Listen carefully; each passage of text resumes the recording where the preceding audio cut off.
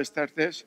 Mi nombre es Medeno Guindal y estamos aquí para presentar la España posible. Bueno, la verdad es una excusa para hablar del regeneracionismo en España y que nuestros autores son pues, una expresión de ese movimiento ciudadano. Yo quería empezar este acto recordando a un amigo, y una persona que siempre le he tenido un enorme respeto, que es Rafael del Pino. Él era el motor intelectual del Círculo de Empresarios y nos veíamos y teníamos largas conversaciones en privado. Y en una de las últimas, él me comentó: los jóvenes están mucho mejor preparados que nosotros y, por tanto, van a hacer una España mejor que la que nosotros construimos. Y ese espíritu es el que yo creo que María del Pino ha recogido en esta fundación. Yo siempre pienso que una sociedad es más civilizada a la medida que somos capaces de honrar y valorar a nuestros mayores. Yo creo que Rafael del Pino era la cabeza, el hombre que representó a una generación que permitió superar las dos Españas y hacer la convivencia como algo común. Y me da muchas gracias por recoger ese espíritu, porque la Fundación es un espacio de convivencia. Por tanto, muchas gracias a la Fundación y a todos ustedes por poder hablar de cómo vamos a mejorar nuestro país. Y poco más. Este libro, solamente una pincelada para decirles que esto surgió con unos artículos que escribió César Molina en El País, donde hablaba de las élites extractivas, del capitalismo castizo. Y bueno, fue un catalizador. Aquel artículo, Ramón Perelló, que yo creo que es el mejor editor que hay en España, no porque sea mi editor, sino porque el último es este libro que ha escrito sobre el etarra arrepentido, que yo creo que es un documento impresionante. Y lo cogió y le dijo a César: oye, ¿por qué no escribe ese espíritu, ese artículo lo convertimos en libro? Y salió La España Posible, pero antes ese catalizador hizo posible una iniciativa que en un momento determinado, que fue el manifiesto por una nueva ley de partidos políticos. Aquello fue, bueno, nos juntamos gente de ideologías distintas que no teníamos nada que ver, nos llevábamos bien, algunos habíamos coincidido en FEDEA, pero no. Era un movimiento ciudadano que coincidían en el diagnóstico de algo hay que hacer, hay que regenerar las instituciones. Y luego, ¿cómo se hace esto? Pues cada uno tiene sus propias opiniones y su propia receta. Luego sale el libro de Luis Garicano, El diagnóstico de España, que es un bombazo editorial, es un punto de referencia. Luego, iba a decir el de Elisa de la Nuez, pero es Elisa de la Nuez y los Sansones Carrasco, los 5 autores que tenemos en la primera página, y que pone de manifiesto el problema de la justicia. Y, por último, Casajuana escribe una reflexión sobre el poder, que a mí me ha divertido muchísimo, es diplomático, y cuando escribes El Centinela es como un soplo de aire fresco, ¿no? ¿Qué es esto del poder? Y esos 4 libros es lo que está aquí. Hoy presentamos esa recopilación que tiene un elemento común, que es coincidimos en el diagnóstico, o los 4 autores coinciden en el diagnóstico y cada uno da su propia visión y solución. Pero mejor que sea César quien explique qué es la España posible. La España posible es, como ha dicho Mariano, el resultado de un proceso que empezó hace bastante tiempo. Empezamos con un manifiesto que se llamó el Manifiesto de los 100, porque había 100 firmantes, como hubiera podido haber menos o más, en donde reclamábamos una nueva ley de partidos políticos. Entonces, ¿por qué una nueva ley de partidos políticos? Porque los 4 que aquí estamos fuimos impulsores del manifiesto, orientados siempre por Mariano, que siempre estaba preocupado cómo iba a vender aquello. Coincidimos en una cosa esencial, es que en una democracia los políticos son imprescindibles, son importantísimos, porque el oficio de la política es el oficio de encontrar una resultante social, de cómo se agregan diferentes preferencias, diferentes prioridades. Ese es el oficio del político y no hay democracia que pueda funcionar sin políticos. Franco recomendaba a sus ministros que no se metieran en política. Ya estaba él para agregar y encontrar la resultante. Una democracia necesita eso. Entonces, lo primero que yo quiero decir es que ni el manifiesto ni en ninguno de los 4 libros se pueden encontrar descalificaciones al oficio de político. Son imprescindibles. El problema que tenemos aquí en España es que tenemos una política de una calidad determinada que no es muy alta y tenemos algo en la política esencial en una democracia que son los partidos políticos que es muy poco homologable con los países más adelantados de nuestro entorno. Aquí es el único país relevante, no me comparo con Hungría ahora mismo y no tengo nada en contra de Hungría, es el único país relevante donde los partidos se autorregulan. No tienen que dar cuentas realmente ni a sus militantes, no tienen que dar cuentas a las instituciones, no tienen que auditar sus cuentas. Eso, ya dicen ellos, las enviamos al Tribunal de Cuentas, que se las mira con muchos años de retraso, que tiene sus problemas de composición y de funcionamiento. Entonces, lo que el manifiesto pide es muy sencillo. Por favor, copien ustedes la ley alemana o la francesa, la que sea. Pero un partido político tiene 2 características que hace necesaria la regulación.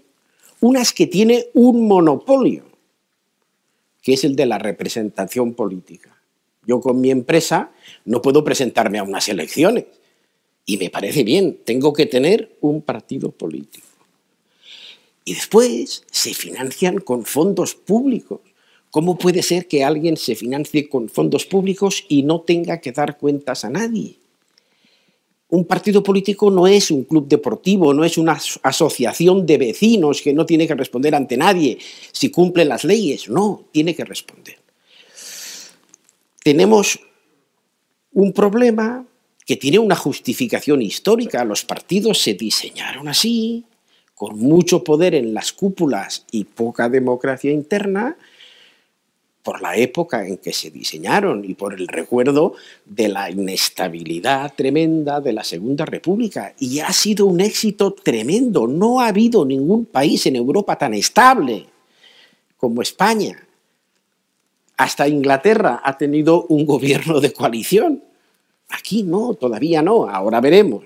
ahora están cambiando las cosas, ¿no? Creemos que hay que empezar para cambiar el sistema por cambiar los partidos. Y ha hecho mucha fortuna este manifiesto. Entonces, habían muchas asociaciones cívicas que estaban reclamando cosas similares. Esto ha crecido.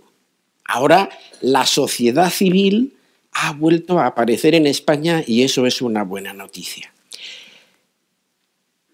Yo creo que nos une a los 4 autores el convencimiento de que sin cambios en el funcionamiento de los partidos no conseguiremos cambiar las instituciones que necesitan cambios y no conseguiremos cambiar la manera de hacer política en este país.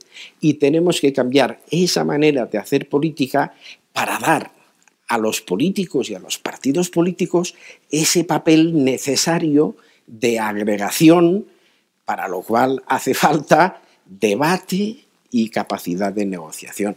Y aquí lo dejo, Mariano. Gracias.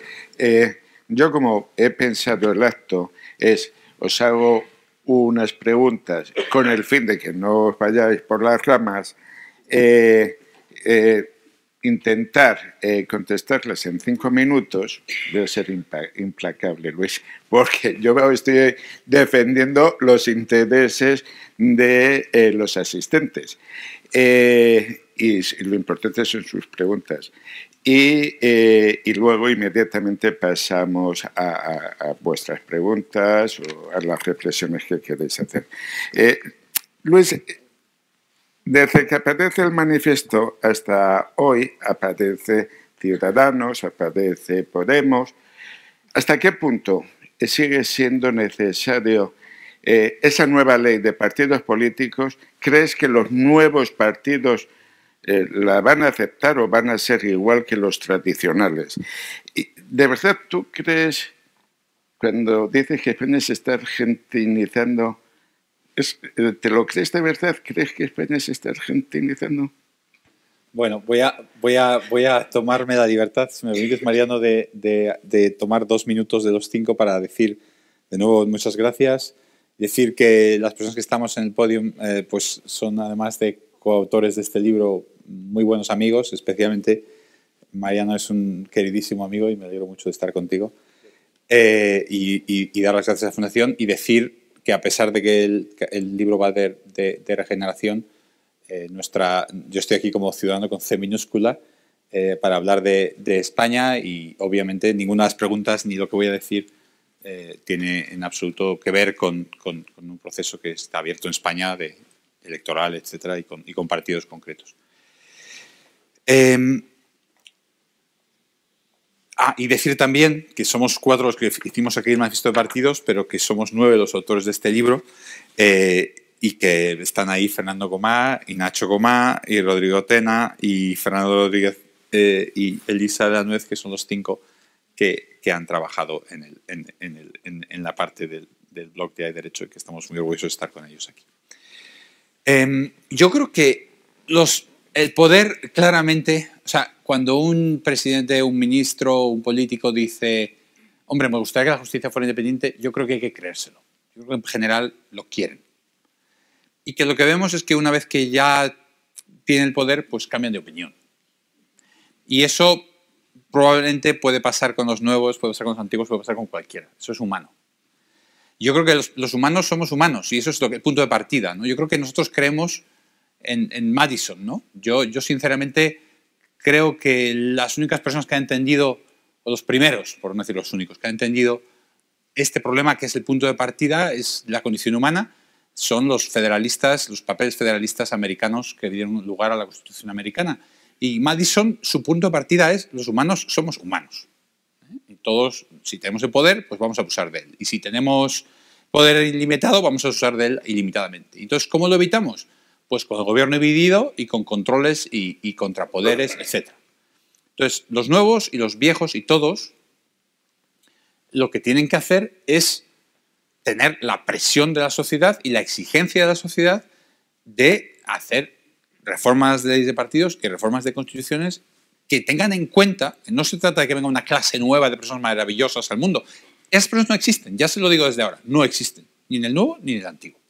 Lo que tenemos que hacer es, tenemos que cambiar las reglas de juego.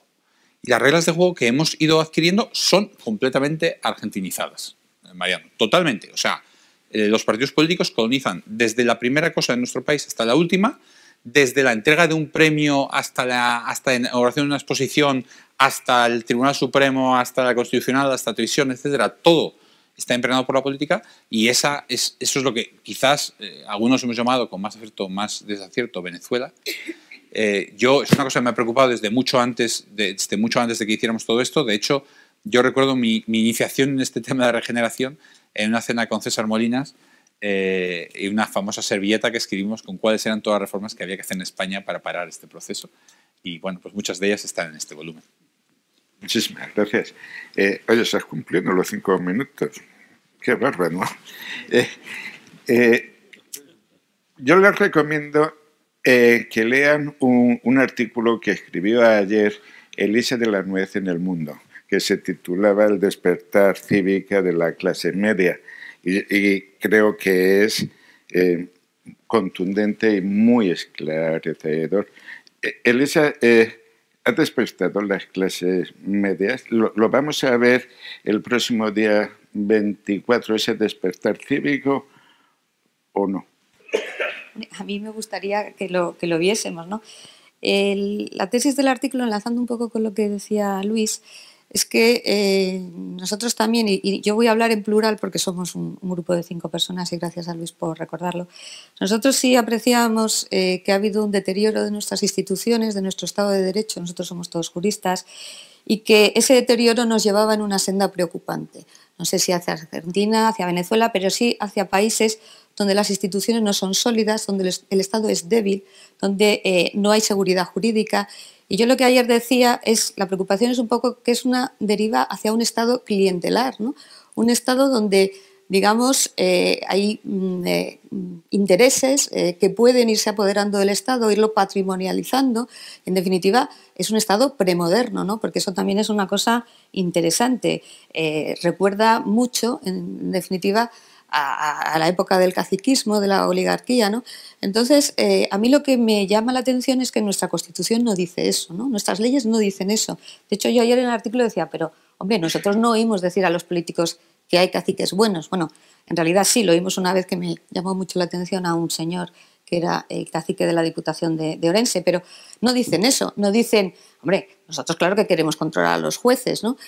No dicen, el capitalismo castizo es una versión avanzada del capitalismo, eso no lo vamos a oír. ¿Por qué? Porque formalmente eso no es presentable, y porque lo que nosotros tenemos formalmente es una Constitución avanzada, unas leyes que están bien, unas instituciones que sobre el papel están bien diseñadas. Siempre digo esto, ¿no? Porque dice, hay que cambiar todas las instituciones. Digo, hombre, las normas la mayoría de las veces están bien. Lo que hay que cambiar es una cosa muy importante, que es la cultura y cómo se aplican las cosas, porque las instituciones, y en eso yo también soy una ferviente admiradora de Madison y de los papeles federalistas, porque realmente ahí está todo, ¿no? Las instituciones no son solo leyes, las instituciones es una cultura y evidentemente también unas personas, porque sobre el papel podemos tener una justicia totalmente independiente, un tribunal de cuentas perfecto, no sé, se me ocurren muchos ejemplos, pero luego hay que ver la realidad, ¿no? Entonces, en relación con lo que decía Luis, y que fue un poco también nuestro punto de partida, ¿por qué nuestras instituciones, que son tan bonitas sobre el papel, luego en la práctica tienen tantos fallos? Y la conclusión fue un poco la misma, ¿no? Porque están colonizadas, ocupadas por los partidos que se han expansionado mucho más allá de su ámbito natural, han desactivado, eso es otra idea básica de nuestro libro, han ido desactivando los contrapesos y los controles que sí están en nuestras normas, ¿no? Y claro, eso al final pues, va produciendo una degeneración. Y yo en particular soy funcionaria de carrera, yo lo he vivido en la administración, he pasado de una administración que tenía, evidentemente siempre hay problemas y defectos, pero que era mucho más profesional. Y ahora me encuentro con una administración menos profesional, más politizada, menos neutral. Esto es particularmente grave en el nivel local. Eso está, ayer, aprovecho para decir, presentamos un estudio a la Fundación Hay Derecho, que ha surgido un poco del blog. Presentamos un estudio sobre niveles de corrupción y controles administrativos y, por supuesto, la administración, digo, por supuesto, es lo que sale, digamos, del estudio, pero también es un poco lo que intuimos todos, la administración local sale como la administración más corrupta, con más riesgo de corrupción. Y no es casualidad que es la administración donde los controles son más débiles y, digamos, los contrapesos han ido desapareciendo, ¿no? Entonces, un poco por volver también al libro, nosotros básicamente nuestro diagnóstico es esto es muy preocupante y hay que detener esta deriva.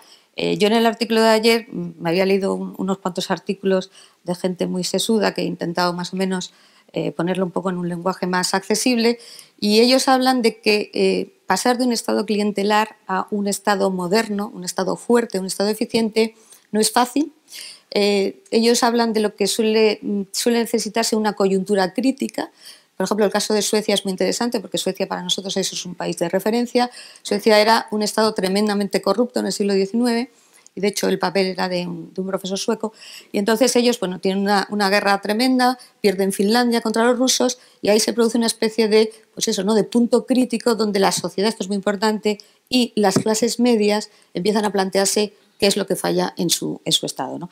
Y bueno, yo lo que digo en el artículo es que afortunadamente no creo que sea necesaria una guerra, ni muchísimo menos, pero sí me parece que la crisis tan brutal que hemos vivido puede funcionar como esa coyuntura crítica a estas alturas del siglo XXI y que siempre hace falta también una palanca. Y a mí me gustaría pensar que la palanca puede ser un poco lo que decía ayer, ¿no? Ese despertar cívico de la clase media, porque los valores de la clase media tradicionales, porque son los que permiten llegar a ser clase media, para entendernos, pues que son el esfuerzo, el mérito, la profesionalidad, esos son los valores que necesitamos un poco devolver a nuestras instituciones, devolverlas en el sentido de que están proclamados en nuestras leyes, ¿no? Pero que realmente volver a que funcionen y que esa sea la cultura que vuelva a implantarse. Y esa es un poco la tesis del artículo.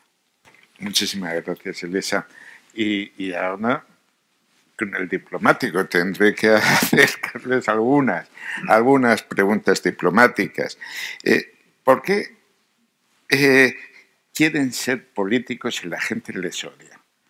No entiendo siempre, ¿por qué quieres ser político si la gente te odia mucho? Es un misterio.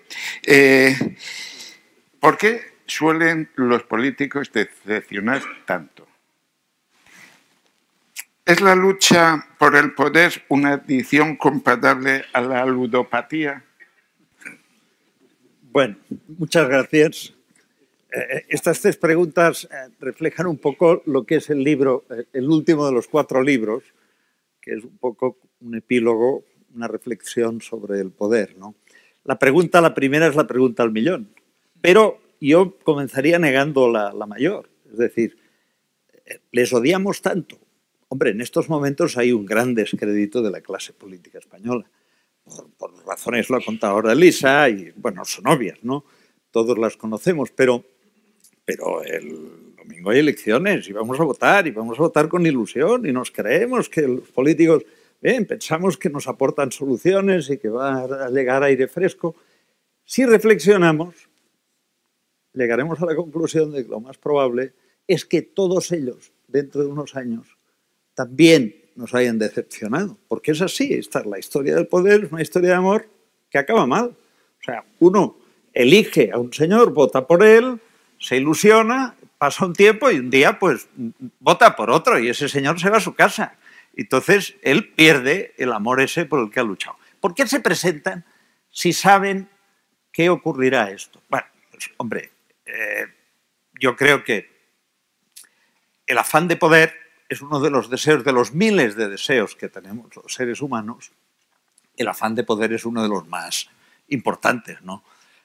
Tan importante probablemente como el deseo de tener dinero, como tener gratificación sexual, etc. Entonces, el poder, la vida en el poder no es fácil, es hoy muy complicada, está llena de humillaciones, es una vida sacrificada porque exige un gran esfuerzo, mucho trabajo, someterse al escrutinio continuo de los medios, etc. ¿Por qué lo hacen? Bueno, el otro día en una entrevista magnífica en El País al poeta y filósofo alemán Hans Magnus Enzensberger, él decía que el poder genera serotonina, es decir, es un poco como un maratón, ¿no? Bueno, pues también sufren mucho la gente corriendo el maratón, pero luego les genera serotonina. Bien, entonces una satisfacción consigo mismos, etc.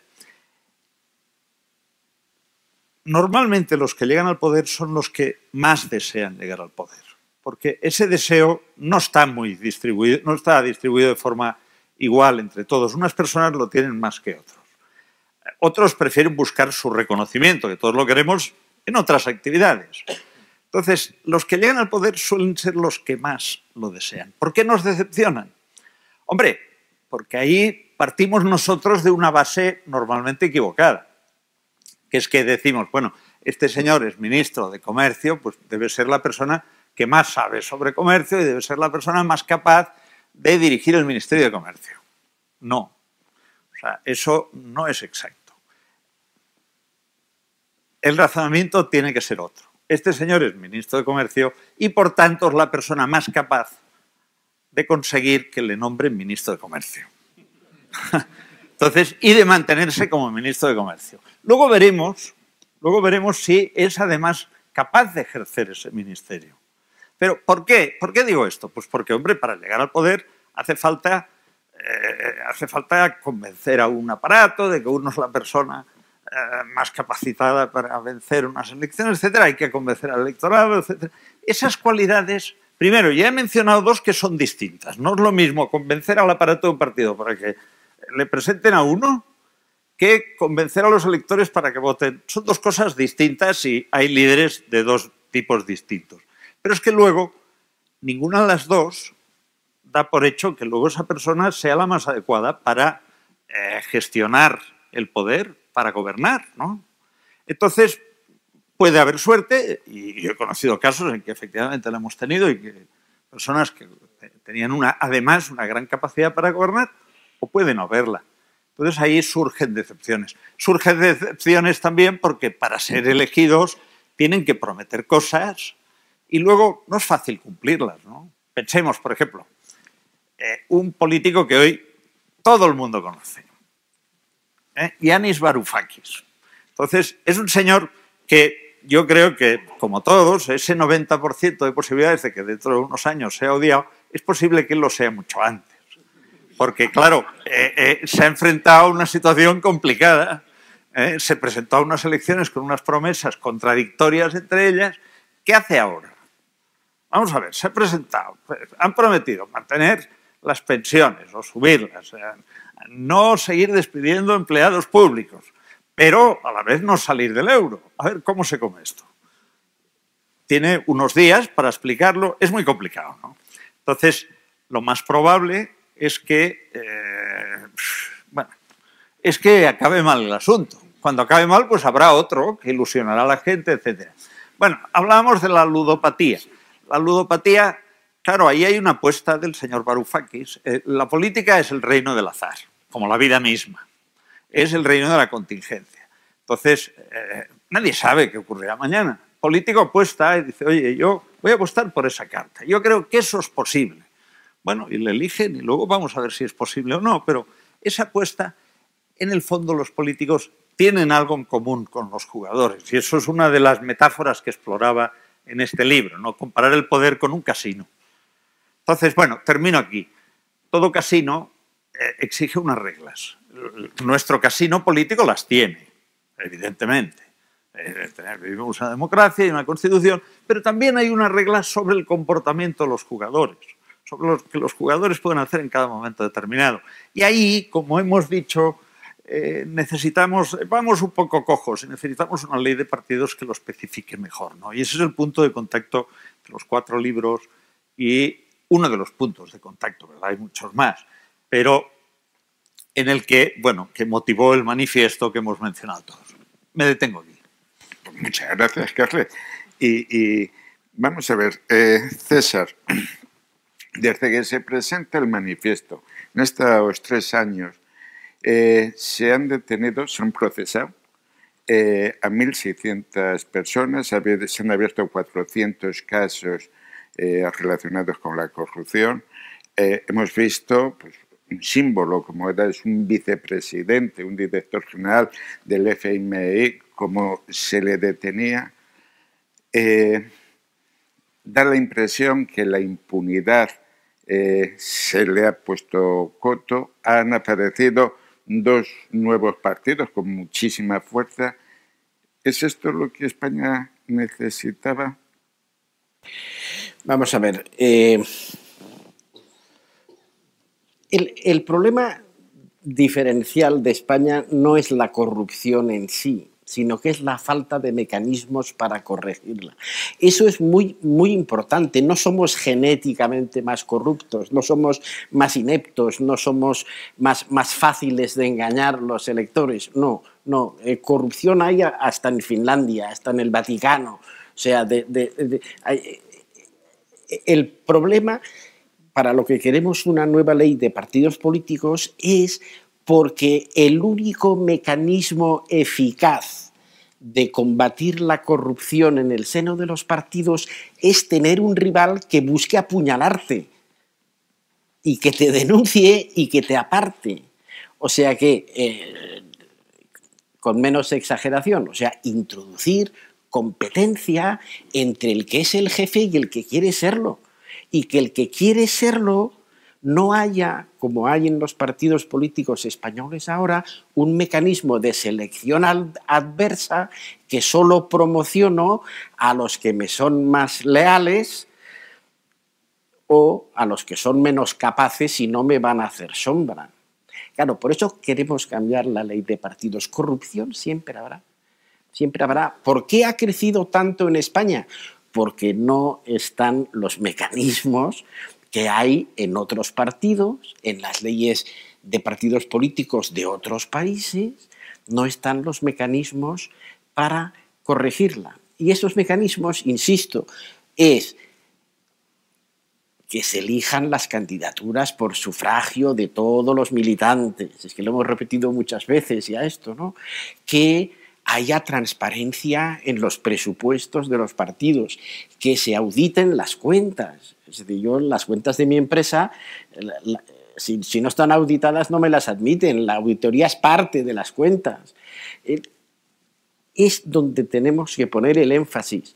Estoy totalmente de acuerdo con Carles, es decir, el material humano es el que es y no tenemos ningún motivo para pensar que el español sea distinto, ni peor ni mejor. Estamos más o menos en el mapa genético, salía en el periódico ayer de que todos descendemos de 3 guerreros, el 80%, de la edad del bronce. O sea, somos todos primos lejanos. O sea, lo que hay que hacer es tener buenas reglas, buenos procedimientos. Y eso es otro punto de contacto entre nosotros cuatro. Esta es la diferencia. Y por eso hay que insistir, más competencia interna, más transparencia.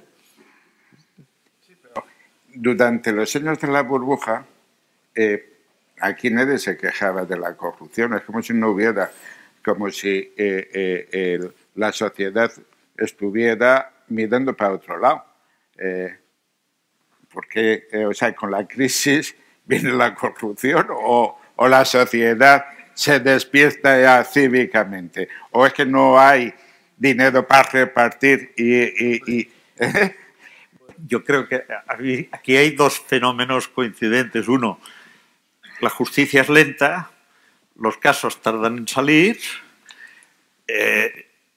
corrupción hay mucha más, lógicamente, en momentos de euforia económica, porque el dinero corre más, pero en estos momentos estamos viendo lo que pasó hace 10 años, que era cuando más había, claro, hace 5, ¿no? También, nosotros efectivamente ayer en un estudio que presentamos sobre corrupción salía exactamente eso, que la percepción de la corrupción en España crece enormemente en épocas de crisis. Pasó también en los años 90, tenemos una década maravillosa donde nadie percibe ninguna corrupción y vuelve a subir muchísimo en época de crisis. Luego, yo me temo que soy un poco más de la tesis de Mariano. Nos preocupamos más cuando las cosas van peor. Y cuando...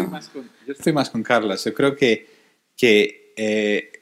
el boom ha sido, en cierto modo, algo muy pernicioso, ¿no? Sabemos, porque tenemos los datos y los podemos ver, pero clavados, que en el año 2000 se revertió la tendencia de caída del abandono escolar en España. Llevábamos 30 años en los que cada año abandonaban el colegio menos niños que el año anterior, y en el año 2000, mientras todos los demás países seguía cayendo, ahí se para, ¿no?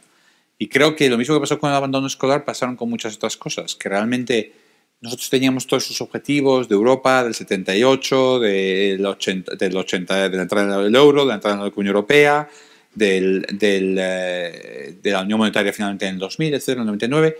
Todos esos objetivos ya se acaban, ya los hemos cumplido, viene el dinero fácil y yo creo que la sociedad un poquito pierde el rumbo. Yo creo que es posible que haya un cierto elemento de anestesia, Mariano, pero yo también creo que hay un elemento importante de que es en ese momento cuando hay el dinero fácil y el crédito fácil, cuando nuestras instituciones realmente... La metáfora que tengo es, piensa en un oleoducto que está un poco oxidado y un oleoducto que no funciona muy bien, que tiene un agujerito. Y uno mete el dinero el petróleo a baja presión y la cosa más o menos aguanta. Entonces ahora uno descubre muchísimo petróleo y aquello, cuando mete el petróleo a lo burro, pues aquello estalla, ¿no? Claro, nuestras cajas, por ejemplo, pues cuando eran chiquitinas y daban un poquito de crédito, pues hombre, a lo mejor había algún amigo que daba un préstamo para su casa, hombre, pues vale. O sea, yo creo que en los años 93, 95, 96, las cajas 97 tendrían problemas, pues los tendrían, ¿no? Pero claro, cuando de repente las cajas tienen acceso al mercado mundial y pueden conseguir todo el dinero que quieran y crecen de tamaño y además la Unión Europea nos obliga a eliminar todas las restricciones y de repente pues tienes, oye, pues gente que realmente pues no tenía la habilidad para lo que estaba haciendo, teniendo entidades de centenares de miles de millones de activos, pues claro, aquello estalla como ese oleoducto, ¿no? Como ese oleoducto, pues nos encontramos con que realmente no había, y yo creo que sinceramente si pensamos en el tema cajas en concreto, el problema me parece a mí, a lo mejor estáis en desacuerdo, bastante circunscrito a los años 2000 a 2008, si pensamos en los casos grandes de los que luego nos han hundido el país. O sea, esos problemas son los que realmente al final nos hicieron pedir el rescate, como sabéis. Sí, César. Yo quería añadir que hay una cierta regularidad, por lo menos yo creo haberla encontrado, y es que mientras hay suficiente dinero para repartir, rara vez la corrupción sale a la superficie. Es cuando baja la marea, como decía Warren Buffett, que se ve quién lleva bañador y quién no lleva. Entonces, si miramos aquí un poco lo que ha pasado en distintas comunidades autónomas, veremos que en las comunidades autónomas en donde el dinero irregular que se ha repartido provenía de fondos públicos más o menos constantes, ha habido unas elecciones y ha repetido el resultado electoral. Eso no va a ocurrir, o es improbable que ocurra, cuando el dinero de la corrupción viene de recalificaciones irregulares, pelotazos, comisiones de actos que se generan, porque ese dinero es más volátil. Y todos sabemos que ha habido corrupción aquí, allá y acullá. Pero si en acullá el grifo sigue dando, tiene menos consecuencias electorales, creo yo, que acá, que el grifo ya no... Sí, pero fíjate, era curioso, porque los años de Felipe González son excelentes, ¿no? Del 82 al 93, que viene la recesión. A partir que viene la recesión, viene toda la corrupción. Sale con una fuerza y viene el crecimiento, viene el ciclo, lo tapa. Luego la sociedad se siente feliz y contento y a partir del 2007-2008, cuando estalla la crisis, es cuando vuelve a aparecer la corrupción. Dice, pero si la corrupción siempre ha estado ahí. Insistir un poco, los datos dicen eso exactamente, ¿no? Aunque lo que dice Luis también es cierto. Y sobre todo es muy curioso si lo comparas con la percepción de los expertos, que es mucho más constante. Es decir, el experto en corrupción, que se les hace también encuestas, ¿no?, para ver cómo lo perciben, percibe la corrupción de una forma mucho más constante, no percibe esos picos tremendos que sí percibe el ciudadano. Por eso yo creo que sí que hay esa explicación de que cuando las cosas van muy bien, bueno, se preocupa uno menos, ¿no?, de qué se está haciendo con el dinero público. Pero sin duda lo que dice Luis también es verdad. Y luego quería adelantar otra cosa que me pareció muy interesante, que la corrupción que tenemos ahora es que es exactamente la misma en cuanto a tipología que la que había en los años 90, ¿no? Entonces hay un caso precioso del libro que es el caso de un fraude que no sé si los más mayores se acordarán, que era un fraude de subvenciones al Forcem, que era entonces el que llevaba los temas de subvenciones a las políticas activas de empleo, que es exactamente el mismo que el caso de los ERE de Andalucía, solo que mucho más pequeño, muchísimo menos dinero, entonces en pesetas, mientras que ahora ya es un volumen de millones de euros. Entonces, lo que es interesante, y era un poco lo que quería comentar, es que qué pasa con los que hacen el fraude del Forcem. Entonces, la contestación es prácticamente nada. Hay muy pocas sentencias condenatorias por temas probatorios, por temas de prescripción, por temas de dilaciones indebidas, con lo cual la impresión que uno se lleva es que ha salido muy barato, en términos relativos, hacer ese fraude. Claro, unos años más tarde eso se repite a una escala enormemente mayor, ¿no? Entonces yo creo que eso también da un poco que pensar, porque es lo que decía... Los casos de los EREs no va a pasar nada y que el dinero se lo van a quedar tan tranquilamente también, ¿no? No sé si va a pasar algo. Lo que quiero decir es que la lección que se llevaron los que hicieron un fraude muy parecido fue que hubo muy pocas sentencias condenatorias penales, muy pocas, la mayoría absolutorias, digamos, muy poca penalización, y una cosa que sí que quería decir, no hubo asunción de responsabilidades políticas de ningún tipo. Por tanto, la corrupción sale muy barata en términos políticos e incluso muy barata en términos penales, ¿no? Que tampoco hubo grandes condenas, ni hubo mucha gente, no hubo que devolver el dinero, eso también es muy importante. Al final, alguno tuvo alguna pequeña pena de cárcel. Entonces, claro, la reflexión es muy fácil, ¿no? Esto al final ha salido relativamente bien en términos generales. Pues claro, vuelves a tener un modelo, pero multiplicado por 100, o bueno, por 100 o por 1000, porque eran pesetas y ahora es euros.